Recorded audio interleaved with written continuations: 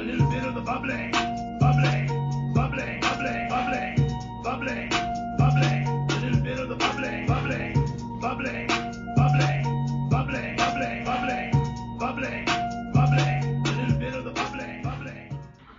Hey, what's up, everybody? This is Devin Alexander. I'm back in the house yet again for the Slave to Wrestling podcast. Oh, God. I say that because in this episode, we're going to talk about the atrocity that AEW Collision was this week. Jesus. Didn't get much better from last week when they fired CM Punk. We'll say that much. Yeah, the ratings were terrible. The show was lackluster, to say the least. Lackluster. Yeah, so we'll just talk about how crappy it was. So they open up with Action Andretti, which I don't mind Action Andretti. I think he's more of a Ring of Honor guy than an AEW guy. Is he related to Michael Andretti is the question. I have no idea. I wonder if...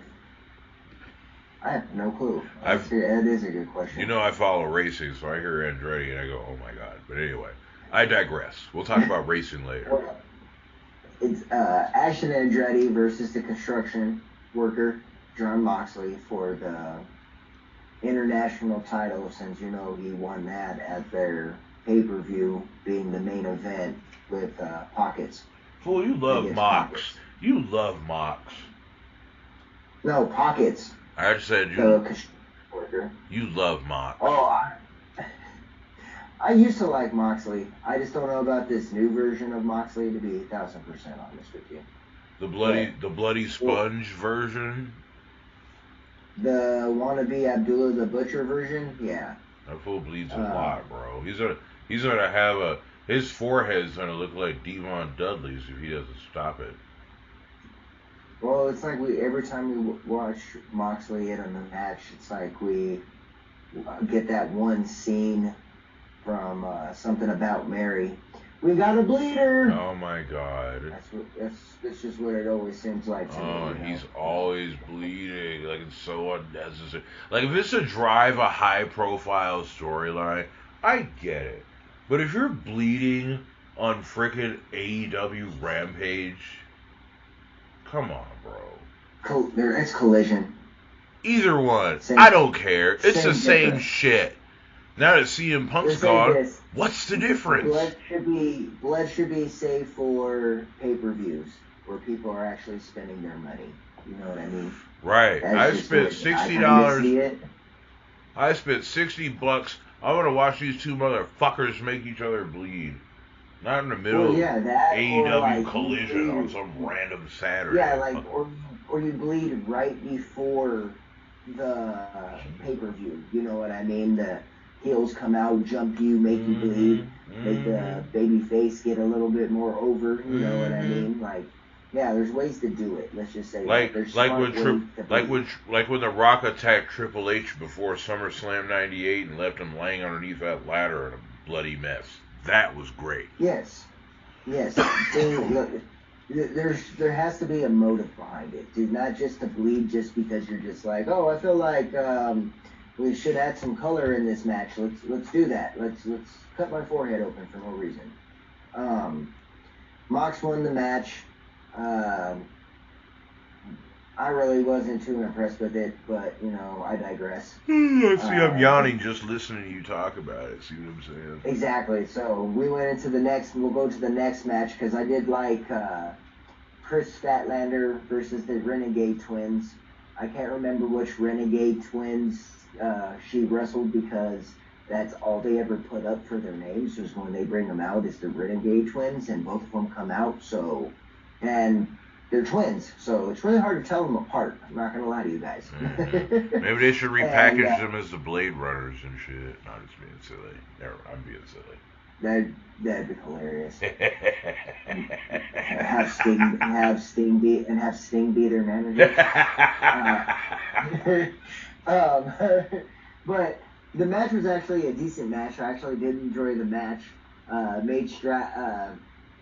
And they try to do their little switcheroo thing that the twins try to. Yeah. Statlander caught him in between it. Mhm. She laid him out with the clothesline, got the 1, 2, 3. But what happened, what I liked was Jade Cargill came back. And I've been waiting for her to come back for a minute. Because there's only been two women that have held the TBS title. And obviously the first one was Jade. And the second one is still holding it now, which is Chris Statlander. And I think that they could put on a full banger match. And I mean a full banger match if you get the right agent to do it, and you give them the right spot, and you let the story build a little bit. Right. And actually build a storyline. Properly build a feud. Yes. Not just throw actually it build together. a real storyline instead of just being like, oh, okay, well, they're gonna wrestle Friday night on Rampage, or they're gonna do it this collision. Well, why that collision? That just seems perfect to us. That sounds like let's have Goldberg fight Hulk Hogan for the WCW World Championship on Nitro in the Georgia Dome in front of 70,000 people for free. What? Yeah, exactly. Like, I hope they actually can build the storyline for this, because I think this one actually does have some potential to it. Then they went to the interview with... Before we move on, because I haven't asked you this question on this show yet, and I would like your opinion before we move on. I am a huge fan of Jade Cargill. She catches a lot of flack from the wrestling community because, you know, she's green. But I, for one, think someone who only has 2 years of professional wrestling experience under her belt, that she looks pretty damn good. I'm not just saying this because she's black. I'm not doing none of that. I'm looking at this from a wrestling fan point of view.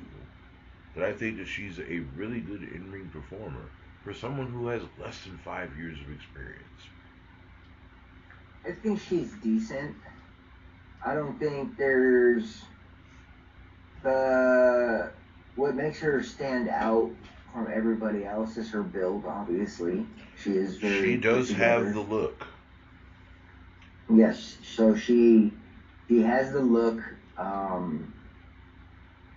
She has some stuff that she can brush up on, but everybody can. Overall, I do enjoy her work. I just wish the only problem I ever had with her was I don't know if it was her herself or the company itself not putting storylines with her. Like, yeah, so what? She went, 58-0, 60-0, something like that? Yeah. So, something like that. She never had a memorable feud during the run that defined the run. Not one at all. We just know that she won a lot of matches, and it was here and there. That was pretty much it. And that's the way that I kind of seen her title run. So, like, I really... let's say this, without having an actual comparable storyline, like even, let's say this, even the TNT title has had more storylines behind it than the TBS title has. And the reason why the women's title, it has more credit to it than the TBS title is because, like I said, it actually had storylines behind it. There was actual feuds where it was just like, well, Jade has this shiny belt, she just keeps winning. That's the way that I felt. That's the way that I kind of look at it. I didn't look at it any other way but that. Like, honestly with you, I really didn't. It was just kind of like, oh, okay, so to like make her happy, they kind of just gave her a belt. It was just like, all right, we're gonna give you this belt and have you win a whole bunch of matches, but we're not gonna actually put any storyline for you to make the belt more. What I want to say. Give it any flippin' meaning to it. Yeah, give it some flavor. You feel me? So I'll say that much. But I am happy that she is back, and I am hoping they can actually do a decent storyline with her and Chris Statlander. So we'll see what they can. We'll see what happens. I have high hopes, but I've noticed with AEW, my highest of hopes have kind of been knocked down to mediocrity, and I don't mean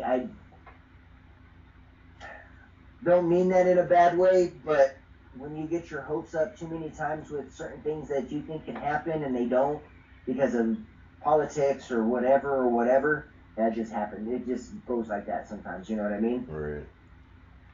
And then they went into the interview with Tony Schiavone,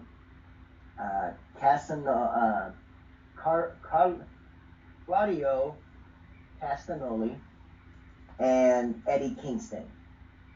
And we already know that Eddie Kingston and Castagnoli have had a feud with each other already, and they're using the long-term storyline. And they pretty much just sat there, did their whole little, you know how Eddie Kingston is. Oh yeah, you tell me, guys, well, why don't we fight for it? You know what I mean? That kind of stuff. It's pretty much what he does. I understand why he didn't make it in WWE, and it might have been a little bit about the look also, just because we know how Vince McMahon is about body types. Oh my God, they all have to look like the Ultimate Warrior. Yes, they all have to. You all have to have broad shoulders, and yeah, you just say that. You have to look like Vince. Let's just say that. You know what I mean? We've seen Vince. We've all seen Vince in a fucking white beater. You know what I mean? Jesus. You got to be stacked. That's what he likes. Yeah. But with Kingston, yeah, like I like Kingston to a point. Kind of gets the same spiel with him every single time. So they made a match for Grand Slam. It's gonna be, I think, the new title that he has from New Japan versus the title, the ROH heavyweight title that Castagnoli has. And he said that, I know that you didn't want to shake my hand before, and I will and you won't probably want to shake my hand after this, because I will never lose to an unrespectable man, is what he told Eddie Kingston. Mm-hmm. Ended it on a pretty good note. But I like Castagnoli's, I like his promos. I've always have. I enjoyed it. Then they went into the match with the Bang Bang Gang, Juice Robinson and Ass Boys, or the Gun Club. And they versed three dudes in masks. One's Gravity, one was Commander, and I don't remember who the other guy was. Mm-hmm. The match actually was really good, but I like Juice Robinson. I think he has a lot of charisma. They just pulled in the Guns because the Guns, I don't know, they just can't flourish on their own. They need Jay White and they need Juice Robinson to help them out. No lie, that's just the way that I feel about that. Mm-hmm. The Bang Bang Gang won the match, which, you know, Commander did the walking on the ropes, doing all that cool luchador stuff that they do, which I do enjoy, because they don't do it every single time. Like, yeah, they may do it once a match, but they only do it once a match. They're not doing 5 or 6 tricks off the ropes, like, you know what I mean? Mm-hmm. So I do appreciate that. And then they went into the segment with Miro's wife, CJ, and how she came back at All Out and pretty much calling out Miro, saying that she is the God that he believed in, and she is there to help him win matches and help him win championships. And yeah, so we'll see where that goes. Mm-hmm. Yeah, we'll definitely see where that goes. Lana, I don't know if Lana's progressed any, but I guess we will see. You know what I mean? Yeah, I have hopes for the Lana and Miro storyline. It looks like it could be good, but I don't know. Well, yeah, and then they got Powerhouse Hobbs in it, and I like Powerhouse Hobbs, and I think that is an actual really good feud with Powerhouse Hobbs and Miro. I actually like that. I actually do like that. Then they went into the segment about the Acclaimed and Daddy Ass, and them talking about winning the trios titles at All In, and pretty much now they're doing the world tour, which means Platinum Max is pretty much just doing some rap concerts around the USA. And he's going to have Daddy Ass there. So if you're in, I think he said he was going to be like in North Carolina and a couple other states on the East Coast. Yep. So I guess if you're on the East Coast and you want to see the Acclaimed and Daddy Ass, get those tickets.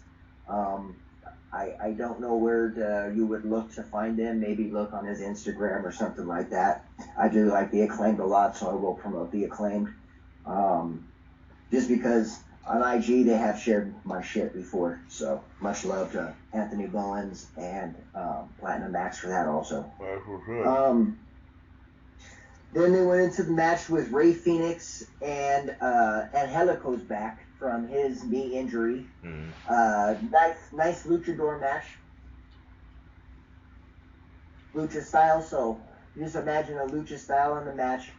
We'll get through that one fast because Ray Phoenix won. We already knew Ray Phoenix was going to win, especially when the other guy doesn't get an entrance. I know, right? He's just in the ring already. His name's like Bob Taylor, you know. So, and then they had their first, after that match, they had their first semi-qualifier to go into the finals. That's going to be determined this Wednesday night, to see who wrestles MJF at Grand Slam. So that match was Roderick Strong and Darby Allin. And Roderick Strong had the two guys from Empire with him. Hey. And hey, bro. It was a good match. It was actually a really good match. It was a good Roderick match. Strong's style. Yeah, I enjoyed it. Darby Allin, he puts his body on too much. He puts his body through too much for my sake sometimes. That don't mind Darby Allin. But let's just say Roderick Strong won the match, and I'm glad he won the match because it's going into the storyline with him, MJF, and Adam Cole about the best friend thing. You know what I mean? Yeah. So I am happy about that he is going into the final.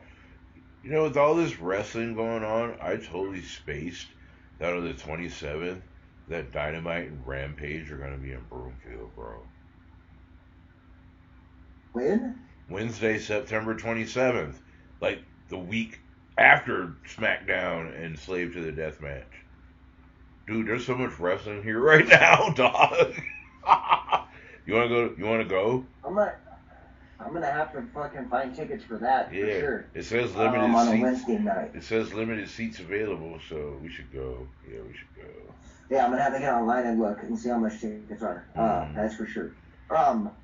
So the Roderick Strong won that, and then they went into an interview with Keith Lee, and Keith Lee was just pretty much saying that he's glad to be on Collision, blah blah blah blah, da da da da. And then he used a line from one of our favorite wrestlers that just passed. He said, Keith Lee's here on Collision now, so your best thing is to do is watch your back and run. All right. So we already knew he used something from Bray, because I don't think he got to talk about Bray any of the week when Wyndham Rotunda passed away, actually. Right, so right. I was happy to see him to use that line. And then they went into another interview again with Tony Schiavone and Daniel Bryanson. And he's talking about his daughter and how he promised her when she was 7 he was going to retire, and pretty much she's almost 7, so he got a year to put it down and blah, blah, blah, blah. And he's going to go hard for this year, and he wants to wrestle some guy named Zach something at Wrestle Dream. That's coming up like in October sometime. It's one of their other pay-per-views they got going on. Yep. Then Ricky Stark and Big Bill come out, and Ricky Stark's talking about how you didn't tap me out. Yeah, I may have passed out, but you didn't tap me out. Da da da da. I want to wrestle you again. Big Bill drops him. He stops Big Bill. He's like, hey, what the hell? Like, why'd you drop him? And then Ricky Stark jumps on top of him and starts beating the crap out of him. Pretty much into that interviewing segment. Nothing really happened after that. I didn't like the passing out. I didn't like the passing out of the submission hold, only because it reminded me of Stone Cold Steve Austin versus Bret Hart from WrestleMania 13, and I feel like moments like that should be saved for large pay-per-views. I really didn't. Anyway. Well, yeah, I don't know. It was just one of those blah blah. Yeah, it was just like, really, you're gonna pass out? Well, and then they went to the well. Then what I didn't like is that they went from an interview into the ring, okay, right, to an interview straight after that into the back with Big Bill talking about him fighting Jon Moxley next week. I think, this week on Dynamite, he's wrestling for him for the international title. And Ray Phoenix cuts in and says that, he deserves to be wrestling Moxley because they have unfinished business and this and this. And he goes, well, you know that your boy has a match right now against Samoa Joe and he's probably going to get choked out. And so Penta in the main event, obviously, is wrestling Samoa Joe because Big Bill brought it up in the last segment. It was a good match. I actually enjoyed the match. What made me laugh is when Penta was going to come out and do a flip over and hit Joe into the table. And Joe just kind of saw him and walked away all smooth while Penta hit the table all hard. That was a pretty good part of the match. And there was some good suicide dives. I liked how they mixed in the lucha style within what Joe can do also. So I really enjoyed that. And then Samoa Joe won, of course. And now it's Samoa Joe versus Roderick Strong. So I think, like I said, storyline-wise, I'm really enjoying it. Because now they actually put a storyline together that the best friend of Adam Cole is wrestling Samoa Joe, and Samoa Joe wants to kill MJF. So what's going to happen? You know what I mean? Yeah. It's going to be an interesting Dynamite. We'll find out in this match what's going to happen. Because I don't know if I'm going to expect Adam Cole to run out and help Roderick Strong, or MJF come out and help Roderick Strong, or I don't know. I don't know what to expect on that one. Right. So I'll have to say that one's probably the most intriguing match to me right now. This week on Dynamite is Roderick Strong and Samoa Joe. I'll just say that, just because they're both wrestling to see who wrestles him at Grand Slam for the AEW Championship. So it's going to be interesting on that end. It is going to be interesting. I'm pretty excited about this tournament they got going on. I just don't see MJF dropping the title right now. No, I don't see him dropping the title, not one damn bit. But I still think it would be intriguing to see what happens where this actual storyline goes, because there's an actual storyline here. Right. You know what I mean? Right. Which makes it more entertaining and actually makes you want to watch. Right. Let's just say that. Definitely. And they did do a little bit better numbers this week on Collision. Because I think they had, 385,000 altogether? Or 376,000? Yeah, their numbers were up by 38% this week, so they did better than they did last week. Even though there's... Yes, because their average was only 476,000. Yeah, that's right. That's not immaculate, but I can actually say it's better ratings than what they had before. Right. But compared to Raw, it's still way, way underneath. And you got to think Raw is going against Monday Night Football, too. And then we also live in a world, too, where people watch a lot of shit on websites still. And those numbers aren't indicative of the actual people that are watching. But some people are watching these streams illegally online. There's a lot of people don't have cable anymore. This cable's expensive. I mean, gee whiz, who's trying to pay $250 a month to watch TV, or who can even afford that right now? All this crap's going on lately. So Exactly. those numbers aren't always indicative of who's watching, because a lot of people aren't watching in traditional ways anymore too. I agree with you on that. So I sometimes And then feel like those numbers could be lying, but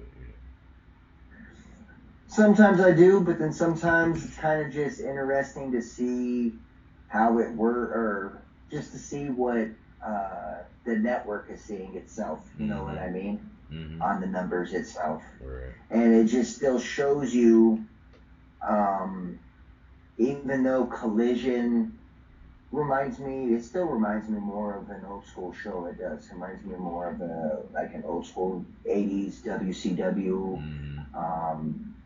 main event, WWF main event, Saturday night. You know what I mean? It kind of reminds me of those shows back in the day. Those were and that's the reason why I was attracted to Collision. But we'll see obviously with CM Punk being gone, and this is the first week, or second week technically. We'll see how this goes, because I liked it because it was different from what they did on Wednesday nights also. This was more of your, like I said, more of your classic wrestling show, where Dynamite is definitely that new style where all the really indie loving people, like people that love to go to the indies every single weekend, like love to go to that crap, like love that shit to the fullest. And don't get me wrong, I love indie wrestling, but I'm not a person that goes to almost every single event that they have, which I know there is certain fans that do, you know what I mean? So I think that Wednesday night gives you more of that indie feel, right, where Saturday night gave you more of that classic feel. And I'm just kind of still wondering, how is this going to work out in the long run? You know I don't know. Only time will tell, my friend, and we're just kind of along for the ride on that one. Yes, we're all along on the ride on that one, so we'll end up finding out what pops off and what is going to happen. So, but that was Collision, so we thought there was some, even though it was like a quick run through of Collision, just because Collision wasn't really like super entertaining, like there wasn't really too much hard-hitting promos, and there really wasn't too many like spectacular spots and matches, except for maybe, like I said, in the Samoa Joe match they had a couple of moments, and in that Roderick Strong Darby Allin match there was a couple moments, but besides that it was kind of a mediocre show. It was kind of flat, straight up AEW-ish. Let's just be honest, it was AEW-ish. It's kind of flat. The only thing I can really say. Right. That's the only thing I can really say about the show. You know what I mean? But, yeah, that's about it. It is pretty much it, but we're always running all these little shows, and I love it. We kind of get hot and heavy, get right to the point, and deliver it to you real quick. But we're going to be back ASAP. Stay tuned. We'll have the review of SmackDown, and we're going to get off topic of reviews here in a little bit and talk about some other stuff. We're going to talk about Nick Gage, which is one of my favorites. I'm not going to lie to you. We're going to talk about a few other things on here as well. And we might be getting some guests here soon, too, so you want to stay tuned for that as well. Slave to the Death match is coming up this weekend. That's the 16th and 17th at the Roxy if you're local. Here in Denver, you definitely want to make sure you come and check that out. It's always a premier event. Really enjoy it every time I get to go and be a part of it. And if you come out, you'll enjoy it too. We got WWE SmackDown coming to Ball Arena in downtown Denver. Rey Mysterio is going to be in town doing a meet and greet at the Cricket Store in Commerce City on the 15th if you're here in town. Also, come to find out, there's AEW action at the First Bank Center up in Broomfield on Wednesday, September 27th. We're going to try to find a way to get into that too. There's just a lot of wrestling, like I said, going on, and trying to take full advantage of stuff being in town. What else you got, man? That's all I got for right now, brother. This is your Tribal Chief coming at you. This is Devin Alexander signing off of the Slave to Wrestling show. Peace out.